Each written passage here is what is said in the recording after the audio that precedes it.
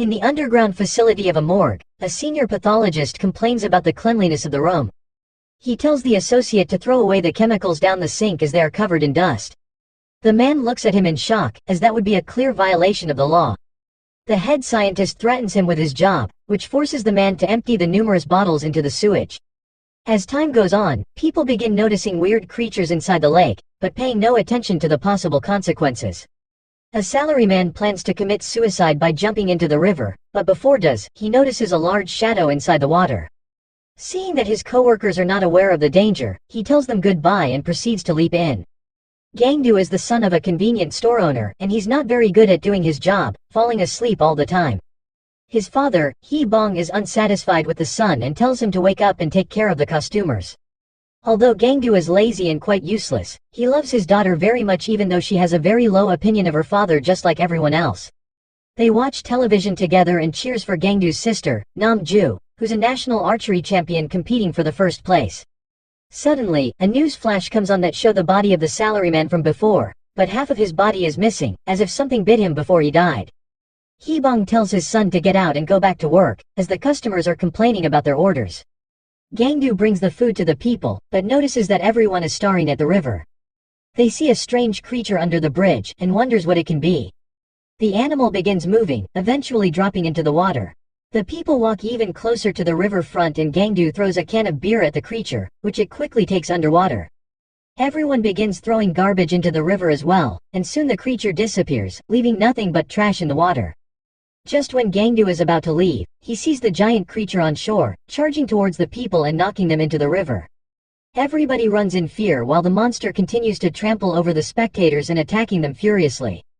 Gangdu tries to tell the people to run, but gets knocked over by the giant beast. The creature begins running towards the population center, while everyone runs away, looking for shelter. The monster charges inside a mobile container full of people, turning the shelter into a giant lunchbox, as it devours everyone inside.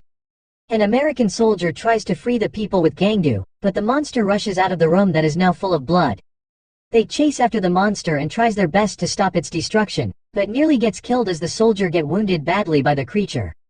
Gangdu tries to save the man by hitting the monster on the tail, but the attacks are ineffective as the creature turns around and forces Gangdu to run away quickly. Yun walks outside of the convenience store looking for her father, only to see that everyone has disappeared. Gangdu grabs his daughter quickly and runs for safety, but in the midst of chaos, he notices that he grabbed the wrong person. The man turns around, only to see the monster charging towards his daughter, taking her away. The creature jumps in the river and swims to the other side. Gangdu tries to chase after, but watches hopelessly as the daughter is taken into the water. The armies arrive soon to block off the area, and the people mourn for their family's death as a huge community funeral takes place in the shelter. Yun's uncle, Nam Il, also arrives with tears in his eyes after hearing about the death of his niece. The family embrace each other as they fall onto the floor in sadness, but instead of helping them, the news reporters surround them and begin to take pictures like vultures. A government worker in a biohazard suit comes to greet the people and inquires about those who made physical contact with the creature. The people are afraid to admit their involvement, but after being asked repeatedly, some raise their hands, including Gangdu, into the fear of legal punishment. The family embrace each other as they fall onto the floor in sadness, but instead of helping them, the new reporters surround them and begins to take pictures like vultures. More workers in the yellow suits begin rushing into the building, trying to quarantine the families. They take away Gangdu forcefully as his family begs for them to stop. It turns out that the American soldier who helped Gangdu was able to survive the monster's attack, but soon became sick after being infected with a virus that the creature carries. The government is pulling back their military forces and sending in specialized teams trained to handle virus outbreaks. At the same time, Gangdu and his family arrived at the hospital, but is surprised to see the lack of quarantine measures, as even the doctors are not wearing masks. At night, the father gets a phone call which he immediately recognizes the daughter. Gangdu tries to ask for her location, but the signal cuts out suddenly, as the rest of the family wakes up as well. The monster continues to attack the humans, killing the quarantine workers and bringing them back to its nest inside the sewers, where the creature is storing them as food for later.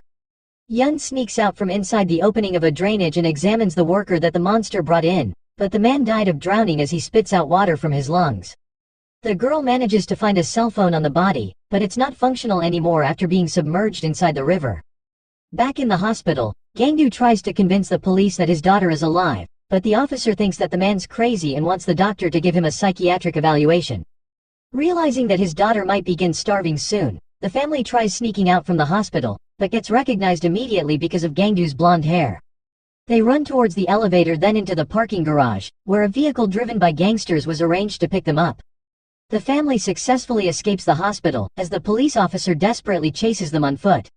After the escape, the gangsters charge the old man a large amount of money for rescuing them, providing them with guns and a government vehicle so that they can blend in. Hee-bong has no choice but to give them all his savings, including his credit cards as well. They drive towards a police checkpoint and tries to pass through, but a police captain recognizes them as wanted escapees from the hospital.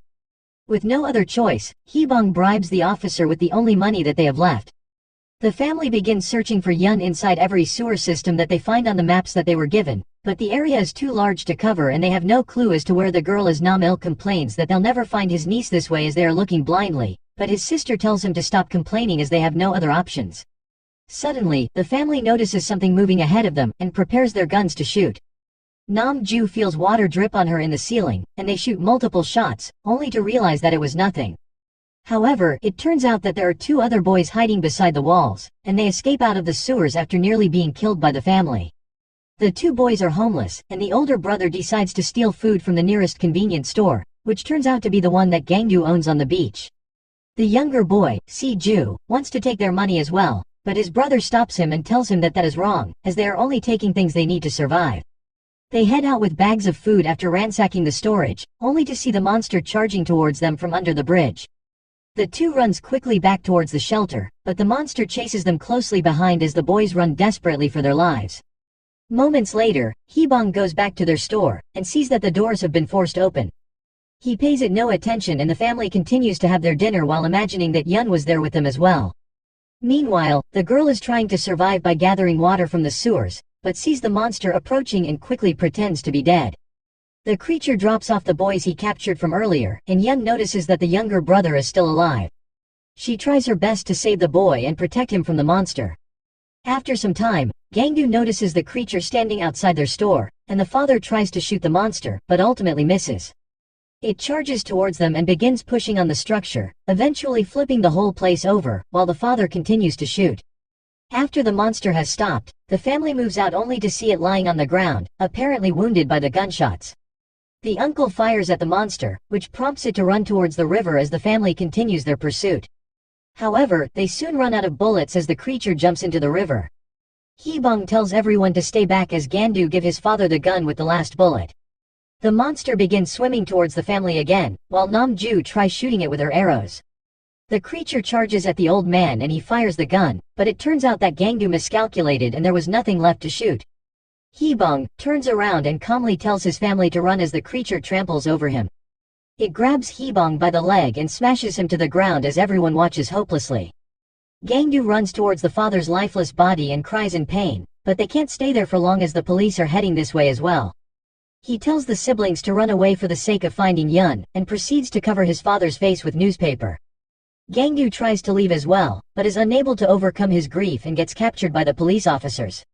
At night, the uncle goes to his friend for help who has a job in the phone company. They sneak into the office building and begins locating the last call from Yun. They manage to find her location, but the friend goes into the manager's office and reveals that he betrayed the man by informing the police in order to obtain the bounty money. Nam-il sees the people after him, and quickly turns off the lights, escaping out of the office and locking his pursuers inside. He escapes the building, but sees that the police are chasing after him as well. In a state of panic, he jumps under the bridge and avoids detection. The uncle calls the sister and texts her Yun location before finally fainting from the pain of the fall.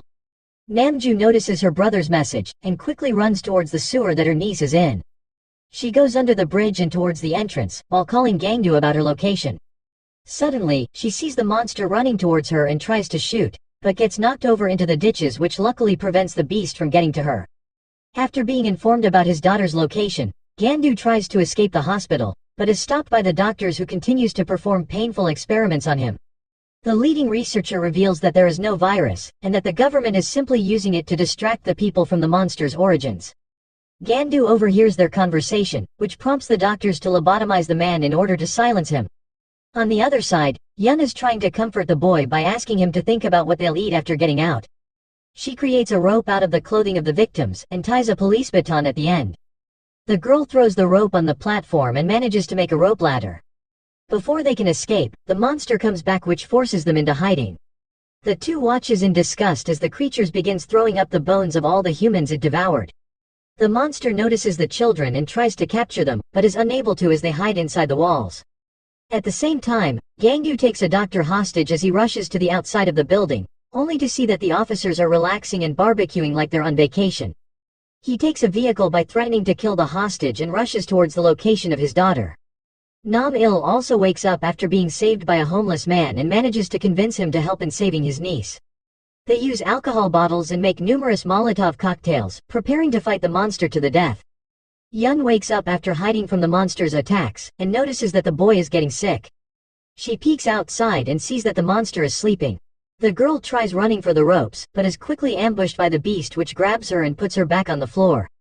She sees the boy outside as well, and runs towards him trying to save his life while the monster chases after them from behind.